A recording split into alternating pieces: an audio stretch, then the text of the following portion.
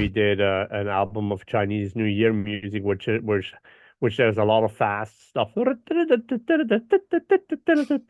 I mean, you have to have some good players that can play that, unlike an Erhu or a DZ or something like that. And but again, there my Chinese friend came through because she knew some people in her town, other musicians that she had worked before, and so So then we come up against the business side of collaborating with people on ethnic music. I would imagine, and correct me if I'm wrong, that sometimes you're hiring people, maybe it's a cash and carry work for hire thing. I just need you to play this one instrument, or I just need you to sing a vocal that I already have a lyric written for in your language.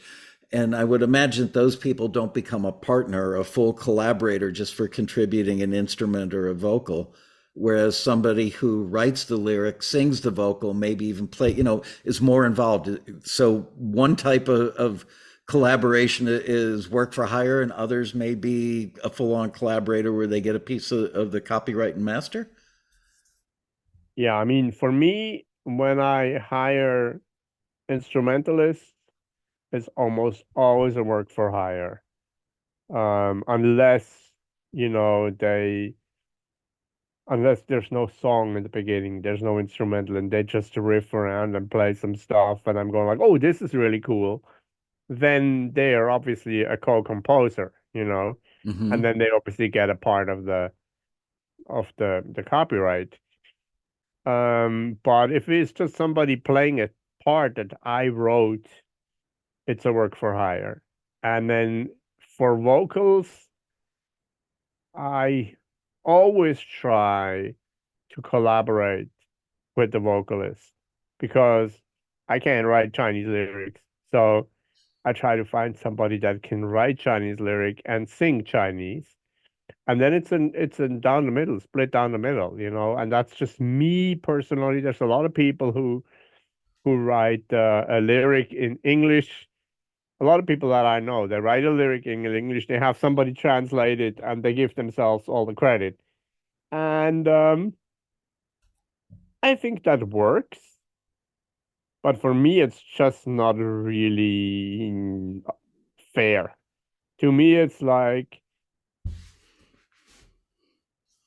I like authentic. I like, again, like I said, I want my music to be able to be played in Korea or in China, and I want that to sound like the kind of lyric that would be a real K-pop lyric or would be a real C-pop or J-pop or Mandopop or whatever lyric that sounds like it's actually a real pop lyric, not some I have no idea what they're singing about, so I'm just gonna say lovey-dovey this and that, and have somebody translate it. I mean, I think that's in to your me that's song just title, lame. Lovey Dovey this and that.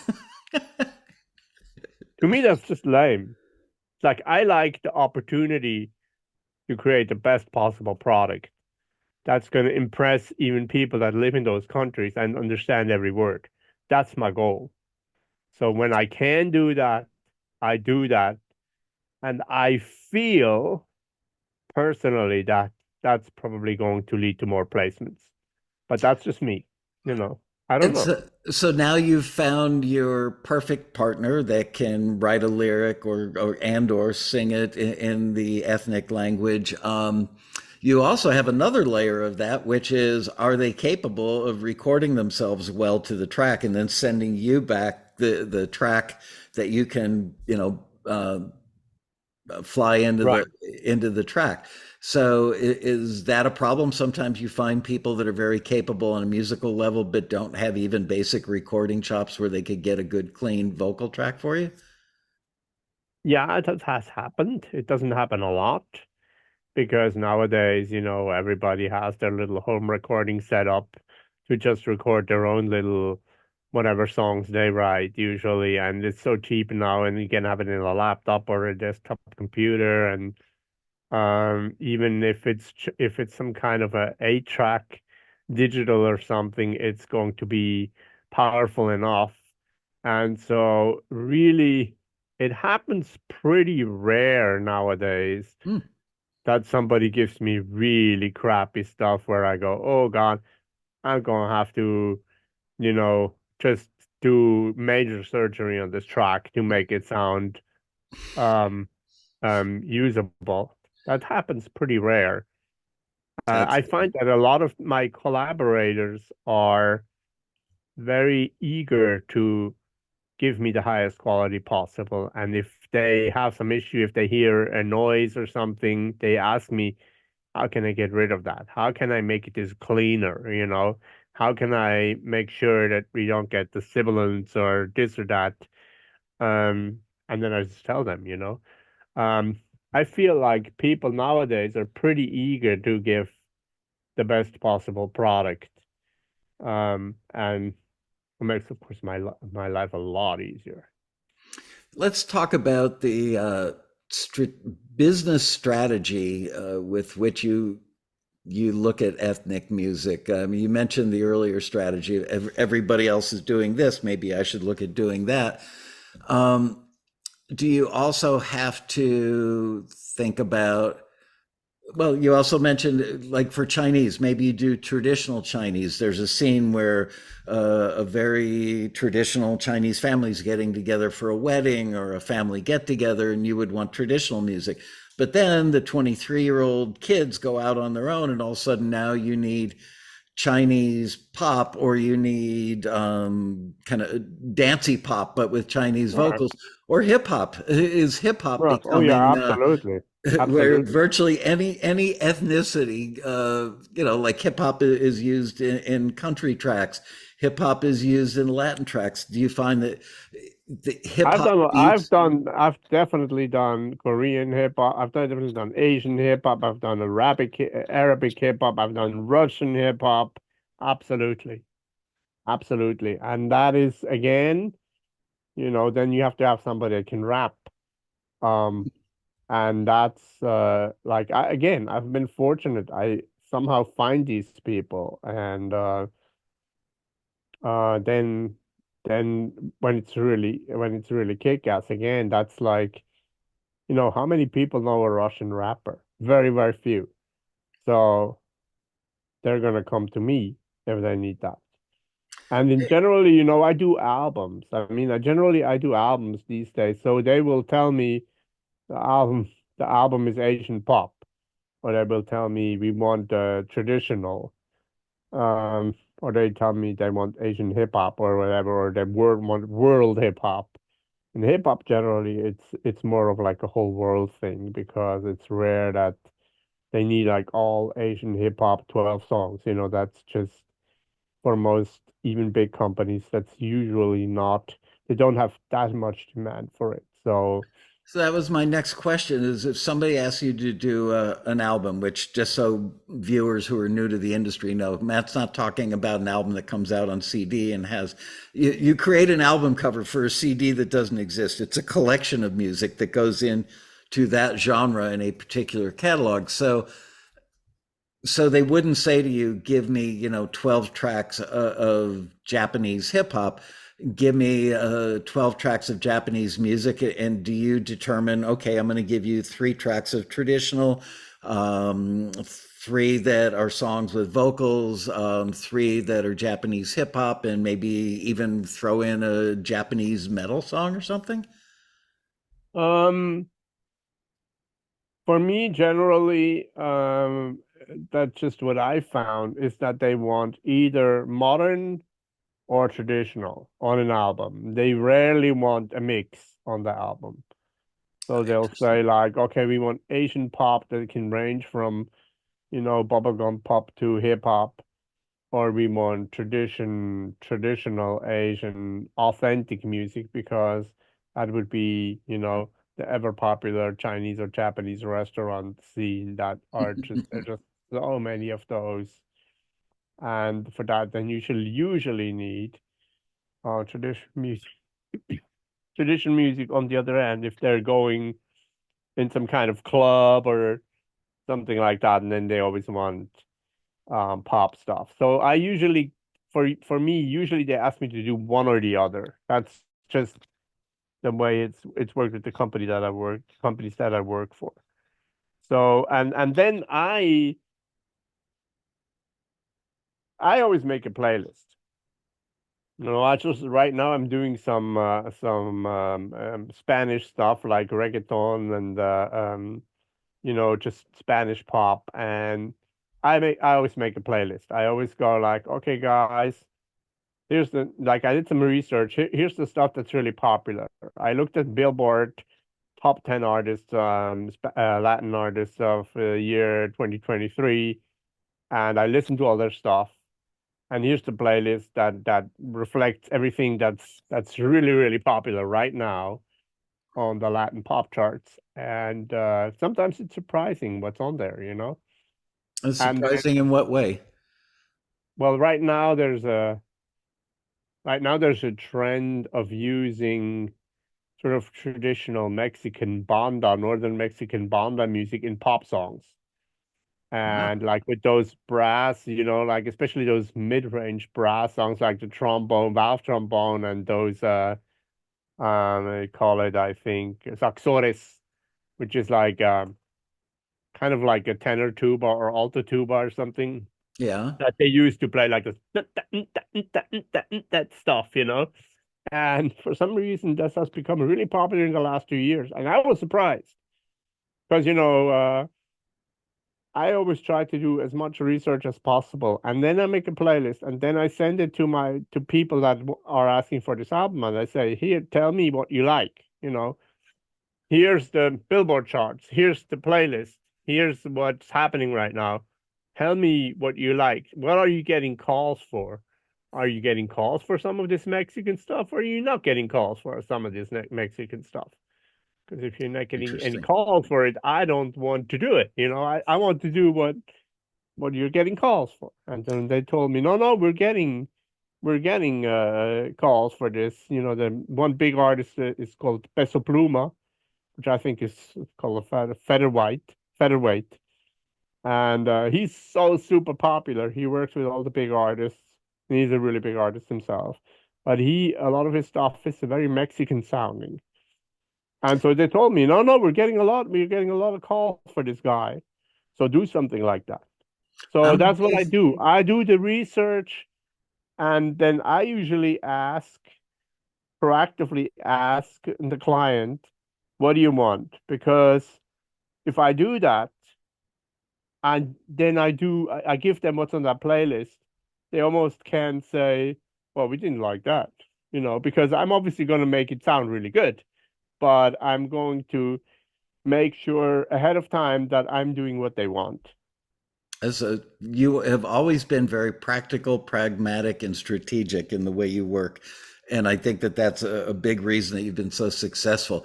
I remember a period a couple of years ago where during the lockdown from the pandemic, everybody discovered they had a webcam and people started doing classes online. I can teach you how to make production music. And one person in particular kept stressing, do full albums. They all want full albums, do full albums. So people were making full albums and sending it off to libraries, and libraries would say, well, yeah, I do need Latin, but I don't need this type of Latin or that type of Latin. So I actually did a video in response to that saying, send them one thing in the genre and impress them, and they'll tell you what kind of album to make for them. And I think that that's the way to go. So part of the business strategy is patience, I'm sure, which is Yeah. uh, get oh gosh, like quirky dramedy stuff with lots of pizzicato strings. That's been used, abused, and overused for many, many years now in all kinds of reality television. And that stuff gets asked for or used by editors, 100 times a day, 500 times a day on a global basis, whatever the number is. Whereas a Chinese hip hop song doesn't get requested often. But I think your strategy has been to give the libraries what they need, be patient about it, and know that if you get enough of it out there in enough different ethnicities, pretty soon it does add up. So is It that a does add up, and it's also really, I think this is really important that needs to be emphasized. You need to do something that you like. I mean, that excites you. That like don't do Chinese music because Matt Hurt told you should do Chinese music. You would make money. Do Chinese music if you're actually interested in, if you think it's actually if it's cool. It's a lot. There's people like me. There's composers like myself that are for me, writing music is like a craft. It's like a puzzle I have to solve. I have to try to figure out how I can make this um as authentic as possible or as interesting as possible or as usable as possible, whatever the case may be. And that excites me. I find that like a challenge that I want to master. But not everybody is like that. Some people just want to express themselves. Their music for them is self-expression. If they may be just doing it on the side, they have a day gig. They don't want to like spend their time writing Chinese music that they just don't care about or anything. And so I understand that. You have to find out if this is for you, if you enjoy this, and if you're enjoying it, then you'll invest the time to become good at it. If you don't enjoy it, probably you're going to get burned out before you have success. So I think this is really important. I don't want anybody to do what I'm doing just because they think it's going to make them money. I want them to do that because they think, oh, actually, you know what? I can play this and that instrument. I can play the accordion, man, but I haven't played it since, I was in grade school or something, but I still have one. And it was kind of fun actually. And I could still do that again. And then if you like that, then do it. But don't do it just because you think it's gonna make you money. It has to be something that you're actually interested in my There's a opinion. genre that I'd never heard of that's getting requested more and more frequently through Taxi. I think it's called Amapiano. And I walked into the A&R room the other day, so I've never heard of this. And I listened to some tracks, the references that we were using and listing. It's very similar in many ways to like polka. And there's a lot of Mexican music that's, a Mexican polka essentially. And Amapiano is not that different, just slight little differences and maybe a couple of different instrument differences. So I thought that that's cool because you could set up a template if you're doing something for this ethnicity and there's another one that's kind of a first cousin to it. You might as well do a couple of those tracks while you've got the sounds up and you've got the template made.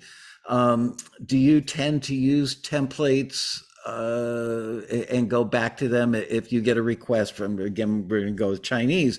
You've already got the instrument sounds. You've already got your compressor and your EQ set on whatever ethnic instrument. So do you tend to go back to those templates and then, obviously pick up a new kind of mood, a new tempo, a different melody, and No, I so don't use templates. I don't do really, templates. I don't use templates. wow, I start everything from scratch. I I'm start from shocked. scratch, everything from scratch, because I don't know, like I want to create an original piece of music. That's my goal. That's what excites me. I don't want to do like a bunch of just like this one. That's not exciting to me. That's like that's just boring. It's like I'm not an assembly line worker. I'm a composer. I want to compose original pieces of music that I'm proud of when they're finished. And so no, I don't use templates. No templates. I love it. That's the headline. Matt Hirt, musical purist. Well, it's admirable, and a man who actually does what he says. Pretty rare these days. Any final thoughts? This has been great information. Any final thoughts or advice that you would have for people that have been hesitant to do ethnic music of any type because it just seems like too challenging, too much work, and maybe they'd rather do something that gets requested all the time versus building up a large catalog of ethnic. Anything pop into your head Uh, that they uh, should know? yeah, what I would say is like delve into it and see if you like it. You know, delve into do some research on what um Asian music sounds like. So let's say traditional music, or it could be pop music, whatever it is. Just delve into it and find out if it's something that you like. And if you feel like, oh, this is cool, I would love to do this kind of thing. You know, K-pop for me was like, I loved doing K-pop always because I always felt like K-pop was actually ahead of American pop. They were doing stuff over there that later on became popular in the US. So that to me was like exciting, you know. And so again, you know, what's exciting? What do you like to do? I recommend to anybody to delve into it. I recommend to everybody to think of skills that you may have in playing traditional instruments that you may have long forgotten because, you know, you think, okay, it's all guitars and pianos now, you know, Yeah. and maybe you have an accordion, maybe you played a recorder or a flute or something, and use that if you find it interesting, you know, if it excites you. So that's what I would do. I just say like get your feet wet, and you know pretty quickly if this is something you will enjoy doing or not. And if you don't, then move on and do something else. And if you do, then wonderful, you know, welcome to the club. Great advice. And I really appreciate you doing this on a Sunday at dinner time in Switzerland, number one. Number two, Matt is coming down with a little cold or something. I actually had to bring my webcam home to do this, and I wrapped it up in a mask so that the lens didn't get scratched. So I'm prepared for this interview.